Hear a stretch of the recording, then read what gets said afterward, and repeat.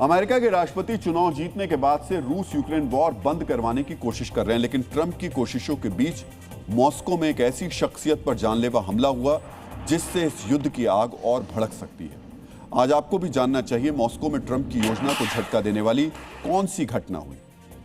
मित्रों, वहां एक चौंकाने वाली घटना में रूस के राष्ट्रपति व्लादिमीर पुतिन के करीबी लेफ्टिनेंट जनरल व्लादिमीर एलेक्सेव को एक अज्ञात बंदूकधारी ने गोलियों से भून दिया।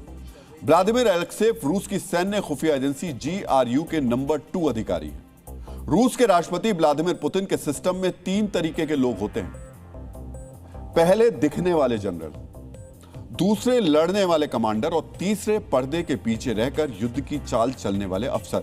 एलेक्सेव पुतिन की खुफिया सेना यानी अदृश्य रहकर काम करने वाले कमांडर थे।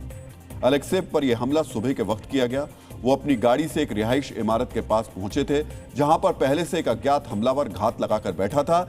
जैसे ही एलेक्सेव गाड़ी से उतरे, उन पर फायरिंग करके हमलावर मौके से फरार हो गया।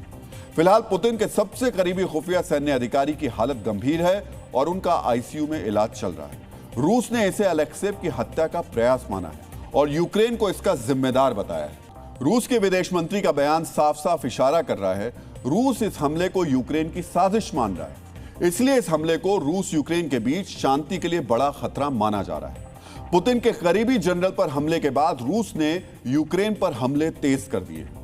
नाराज रूस ने आज यूक्रेन पर 400 से अधिक ड्रोन और 40 मिसाइल से हमला किया। इस हमले का निशाना यूक्रेन के पावर इंफ्रास्ट्रक्चर थे।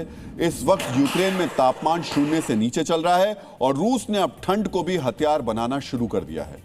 यूक्रेन पर ऐसे हमलों की संख्या और बढ़ सकती है। आज आपको यह भी जानना चाहिए एलेक्सेव पुतिन के लिए इतने महत्वपूर्ण क्यों थे और इस हमले को रूस के राष्ट्रपति व्लादिमीर पुतिन के लिए खतरे की घंटी क्यों माना जा रहा है। मित्रों, 2016 में अमेरिका ने आरोप लगाया था रूस ने साइबर हमलों से चुनाव को प्रभावित किया। इसके पीछे रूस की सैन्य खुफिया एजेंसी GRU यानी एलेक्सेव का दिमाग माना गया था। रूस में कहा गया सुपर पावर पर एलेक्सेव ने गोली से नहीं, कीबोर्ड से हमला करा था।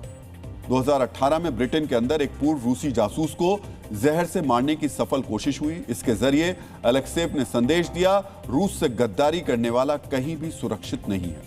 मित्रों, आपको वर्ष 2023 की वो घटना भी याद होगी जब पुतिन की प्राइवेट आर्मी कहे जाने वाले वैगनर ग्रुप ने विद्रोह कर दिया था। बड़ी संख्या में वैगनर लड़ाके मॉस्को की तरफ बढ़ रहे थे। तब पुतिन ने उनका सामना करने सेना को नहीं, सिर्फ एलेक्सेव को भेजा था, जिन्होंने प्रिगोजिन को समझाकर मामला शांत करवाया। इसके अलावा यूक्रेन के खिलाफ हवाई हमले और साइबर युद्ध यानी दुश्मन का मनोबल तोड़ने की रणनीति के पीछे भी एलेक्सेव का दिमाग ही काम करता है और इसीलिए पुतिन उन पर बहुत ज्यादा भरोसा करते हैं। मित्रों, आज आपको यह भी समझना चाहिए मॉस्को में एलेक्सेव पर हमले को क्यों चौंकाने वाला माना जा रहा है और यह पुतिन के लिए क्यों खतरे का अलार्म है। रूस में इतने ताकतवर व्यक्ति की सुरक्षा बहुत कड़ी होती है। उनका रास्ता, समय, मूवमेंट सब गुप्त रखा जाता है। अगर कोई उन्हें निशाना बना पाया तो इसका मतलब साफ है रूस के अंदर जानकारी लीक हो रही है और दुश्मन व्लादिमीर पुतिन के सुरक्षा सिस्टम के अंदर घुस गया है या फिर कोई अपना ही पुतिन से गद्दारी कर रहा है। इतिहास गवाह है रूस में अंदरूनी टूट हमेशा बड़े संकट लाती है। खुद राष्ट्रपति पुतिन के पीछे भी कई विदेशी एजेंसियां पड़ी हुई हैं।